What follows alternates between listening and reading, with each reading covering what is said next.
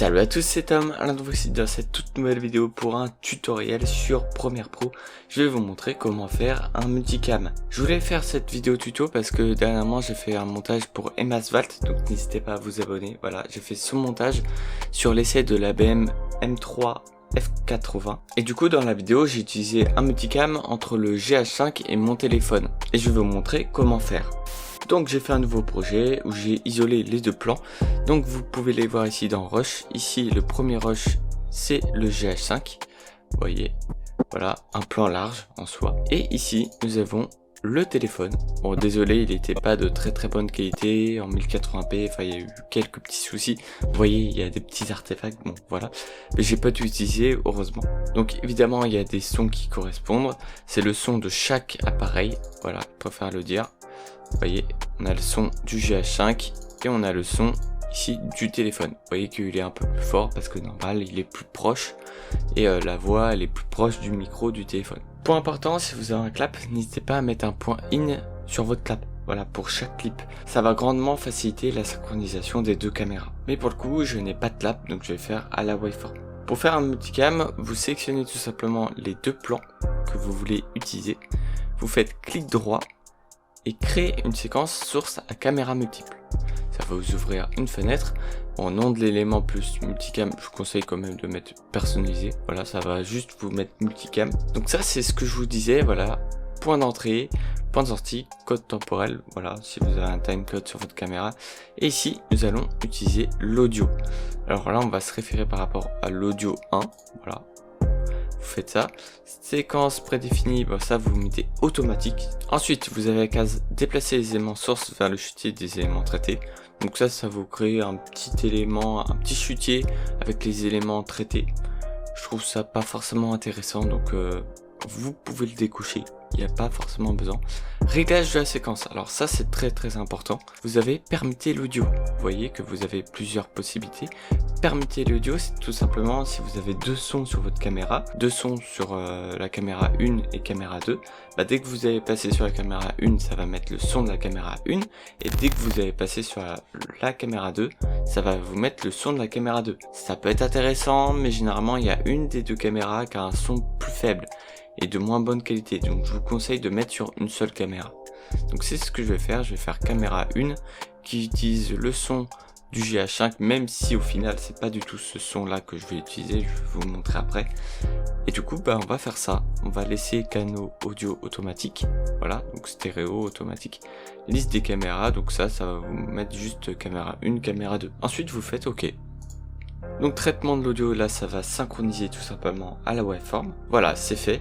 Vous avez le multicam qui est affiché ici. Point important pour le multicam, la résolution de la séquence se met par rapport à la caméra la plus haute. Ici c'était le GH5 qui était en 4K ainsi que le téléphone qui était en 1080p.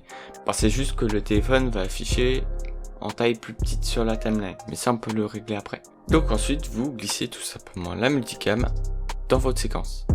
Donc là, voilà, ouais, ok, je vois parce qu'il y a la séquence qui est en 4K. Ma séquence que j'ai créée pour mettre le multicam est en 1080p, donc vous mettez conserver les réglages existants. Et comme je vous ai dit, voilà, c'est en 4K, donc je vais faire ajuster la taille de l'image. Vous voyez, la caméra 1, c'est finalement le GH5. Donc pour changer de caméra, c'est assez simple. Vous faites clic droit, multicaméra, et vous faites caméra 2. Voilà, ça affiche la caméra 2. Et comme je vous dis, voilà, il y a un petit problème, hein, la 1080p, elle est réduite. Alors pour régler ce problème, par exemple, et pour ouvrir les détails du multicam, parce que vous voyez que là, on n'a pas les deux plans, on n'a aucun détail du son. Donc pour ça, vous faites clic droit sur la séquence multicam, donc la caméra multiple, et vous faites ouvrir dans le montage. Voilà, ça va vous ouvrir la vraie séquence multicam avec tout le détail. La caméra 2, elle est juste au-dessus. Voilà, V2, donc caméra 2, faut savoir ça. En fait, V1 c'est la caméra 1, V2 c'est la caméra 2. Là, vous voyez que là, c'était en mauvaise taille. Je vais faire pareil, ajuster la taille de l'image. Et voilà, ça sera bon. Là, vous avez vu, j'ai sélectionné le micro de la caméra 1, mais je peux aussi le désactiver et mettre la caméra 2. Je peux le faire. Là, ça va utiliser la caméra 2. Voilà. Génial. Il y a un outil sur Premiere Pro qui permet de voir les deux caméras en même temps. C'est ce petit outil ici, la vue multicaméra. Vous l'activez Et voilà, vous voyez les deux caméras synchronisées et vous pouvez cliquer tout simplement sur la caméra pour changer de plan. Vous avez aussi la possibilité d'avoir des raccourcis clavier. Donc moi j'utilise les raccourcis qui se trouvent en dessous de F1. Pour modifier les raccourcis clavier, vous allez dans édition, raccourcis clavier. Et vous voyez ici, j'ai attribué la caméra 1, la caméra 2, la caméra 3, la caméra 4 sur les chiffres du clavier. Et du coup, pour la caméra, quand j'appuie sur la touche, vous voyez que ça se met en surbrillance. Vous faites sélectionner la caméra 6 et vous faites glisser sur la touche. Et voilà, ok. Et vous voyez que quand j'appuie dessus, ça va sélectionner la caméra 6.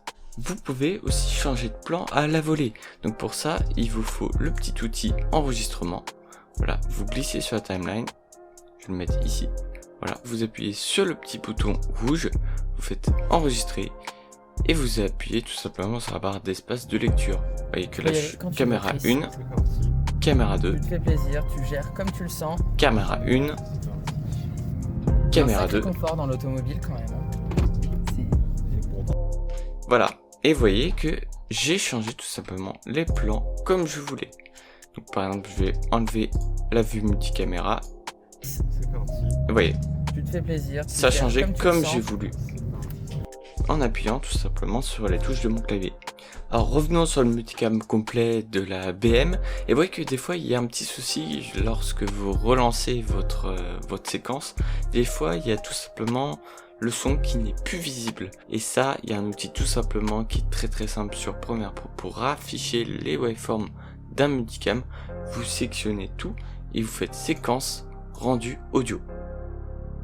Et voilà, les waveforms sont réapparus. Et dernière petite astuce, vous avez vu que du coup sur le tuto j'ai utilisé les deux plans avec les deux sons des caméras, mais vous avez aussi la possibilité lorsque vous ouvrez la séquence de multicam de rajouter tout ce que vous voulez.